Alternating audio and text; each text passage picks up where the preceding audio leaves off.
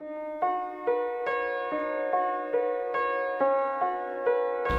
God found a broken vessel like me and a broken vessel like Gina and figured out a way to put us together and get married. It's been an incredible journey. We had no idea God had something else in mind many years ago, and that is, like Gina said, that would be blended together forever.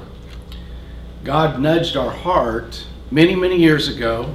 We were worshiping at a church in Carrollton, Texas, and our senior pastor came up and he said, "Craig, Mother's Day's coming up, and Gina's a great role model. 40% of the kids are raised today in a blended family. Would you just share what y'all are doing to blend yours?" And that was the first day that the Holy Spirit grabbed my heart and thought, are we supposed to try to help blended families in the local church? And I pushed it off for a long time. Gina and I wrestled with this idea for forever. But we know we were called to do this. And I just want to give you a couple statistics. If you'll hit that first slide up here real quick for me, ladies. I wanted to share just a couple of things with you tonight, and very brief, just like for a few minutes. I thought of some things that I could share with you, and I thought, no, just I want to tell you our mission, highlights of what's happened last year, and then how we go forward. And our mission is real simple. It is to make the family whole again. 95.5 million adults have a step relationship. If you go and hit that first graphic right there. 95.5 million.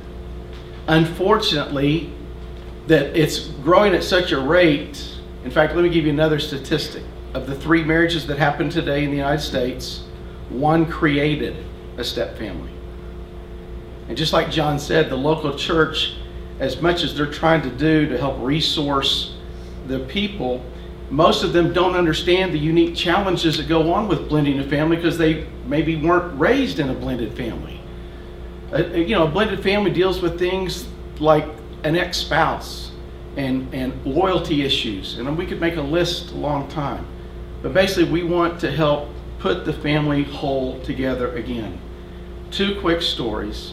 1 year ago tonight, when y'all were leaving, we had probably half this room filled. We said, we're supposed to do this. We knew it, so we did our first banquet a year ago. And there was a couple that I didn't know. And I kept thinking, who is that? So I introduced myself to them, and Gina was there, and here's what she said. She said, I've got kids from my previous marriage. He's got kids from his previous marriage. We've been separated since March, and we want to learn how we can divorce amicably. That was her paradigm when they came in. But by the end of the night, we had played our kids' audio testimonials at our conference, and she was just weeping. When y'all had gone home, Gina and I sat in that parking lot for at least an hour, talking, praying, crying, and even dreaming, thinking, here's a couple that the Lord used this ministry to stop divorce. They were getting ready to. Yeah. Our first conference we ever did in Carrollton was a single mom that came. She accepted Jesus when the conference was over. And the Lord has given us a bigger vision, like it's not just about picking up broken pieces. We saw other things happen. We don't know where this wants to go. We don't have any grandiose 5-year plan. We just know that we feel that we could have a story that could help make the family whole again. So let me just tell you a couple of things that happened. You've talked about the first thing after we left. We did a family, we were with Family Life, and they did a conference just for blended families. Then in November, as Gina shared, we were at Charlie Tuttle's church, Genesis Church. Then after that, the next thing I think is January, we were at Family Life, First Baptist over in Wiley. Then the next thing after that, we were at Hope Fellowship in February. Then in March, we got together with about 8 pastors here locally, and they wanted to create this neat little DFW marriage alliance just for marriages. And that was a big one. Then the next thing after that, we did our first weekend conference in May.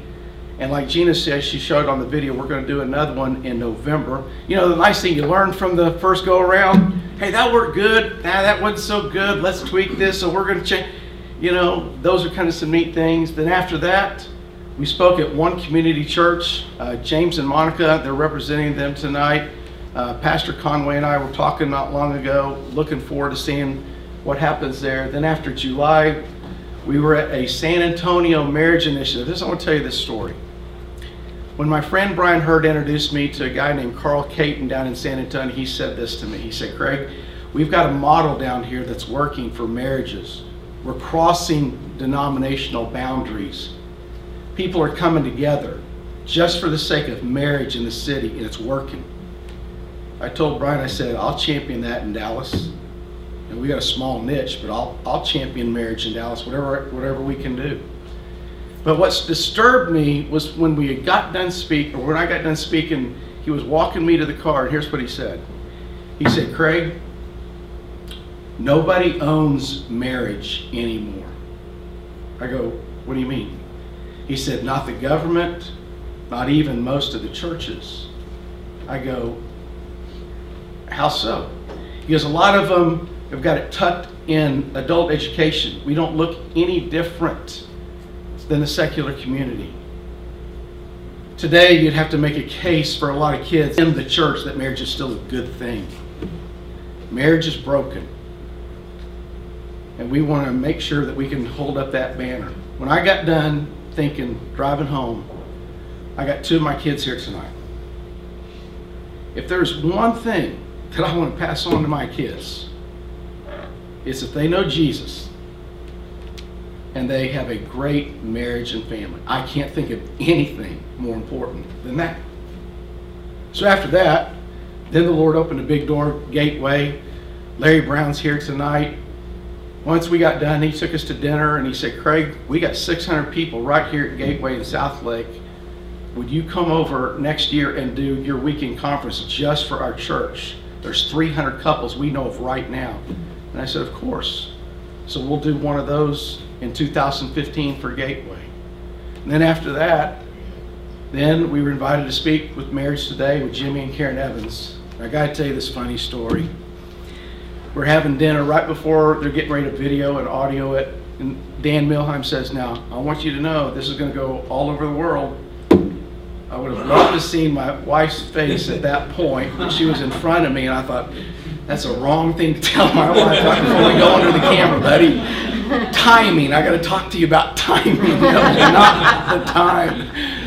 But again, it's just like Gina said, we don't know where the Lord wants to go with this. But we want to go whatever that means. We don't have any grandiose vision of goals and strategy. I'll just tell you this. We want to develop friends, and that's why you're here tonight. If you said, what's your plan? Here's my plan. We love you. We are so grateful for your friendship. We want just to develop friendships, and then we know that friends will tell other people. That's it. Wherever that goes, that's fine.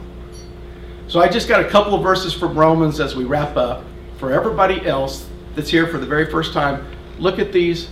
Verse 1 in Romans 15 says, we who are strong ought to bear with those who are weak. Some of you have got great influence. Some of you, in a lot of ways, can help bear the way. We need people that can volunteer your service. Let me just tell you this. Whatever you can do, we need. If you have the gift of administration, I need an admin assistant desperately. If you've got a gift, we'll figure out your niche, your gift to help us grow. If that resonates with your heart, believe me, there's a lot of people that need this and we need help. The second verse is, I want you to understand the reason I think Gina's so qualified to do this is because we didn't want to do this. This wasn't some dream. This was a nudge that we fought for a long time. And it reminded me, Christ didn't do his will. He came to do his Father's will. And we really believe that's what we're supposed to do. We really do. Because we didn't sign up for this. But whatever he wants to do that can help your local churches, your communities, your businesses, marriage and family in any capacity, I just want you to know we're in. And we'll do whatever we can to develop friendships to help. That's just that simple. And then the third and the last is Paul is writing in Romans 15, and he says, it's always been my ambition to preach the gospel where Christ was not known. Let me just tell you, we've got some great pastors here tonight. But this niche ministry is not known. And in fairness to most senior pastors and marriage pastors all over the world, they don't know how to address blended families. It's kind of sticky at times, and it's like a teeter-totter, and it's tedious, and we understand that. So if you know people that we ought to know, we'd love to meet them and just help us spread the word. Some of you may have the gift, like John said, to advance and invest. Fine, that's great too. But I just want you to know you're our friends. We are so grateful to have friends like you guys. We wouldn't want to do this without friends. The older I get, the more I understand how valuable friends are. And we love you. So, thank you for coming. You definitely are friends.